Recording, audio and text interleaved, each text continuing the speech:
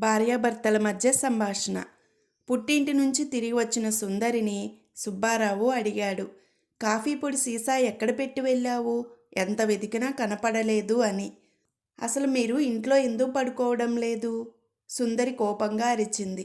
ఇంట్లోనే పడుకున్నానే అని సమాధానం చెప్పాడు భర్త. పడుకుంటే పరుపు కింద ఎత్తుగా ఉన్న కాఫీ పొడి సీసా కనపడేదిగా? సుందరి గయ్యమంది. వెంగళప్పకి షాప్ యజమానికి మధ్య సంభాషణ. వెంగళప్ప 5 దినపత్రికలు ఇవ్వండి అని అడుగుతాడు. షాప్ యజమాని 5 లేవండి, ఒకటే ఉంది అని చెప్తాడు. వెంగళప్ప సరే, ఉన్న ఆ ఒకటే ఇవ్వండి, దాన్నే జిరాక్స్ కాపీలు తీయించుకుంటాను అంటాడు. తల్లి కూతుళ్ళ మధ్య సంభాషణ.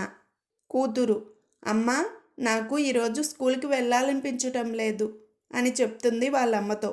అమ్మ ఎందుకు అని అడుగుతుంది. కూతురు, రాత్రి కలలో టీచర్ టెస్ట్ పెట్టింది అని చెప్పిద్ది. అమ్మ ఆ అని నోరు తెరిచిద్ది. చైన్ లాగండి, చైన్ లాగండి అని రైల్లో ఒక వ్యక్తి అదే పనిగా అరుస్తున్నాడు. చైన్ లాగేశారు కదయ్యా, ఇంకా ఎందుకు అరుస్తున్నావు? పక్కనున్న వ్యక్తి అన్నాడు. అయితే ఇంకా రైలు ఆగలేదే అడిగాడు అరిచిన అతను. ఓర్ని, నువ్వు చైన్ లాగమంది రైలు ఆపటానికా?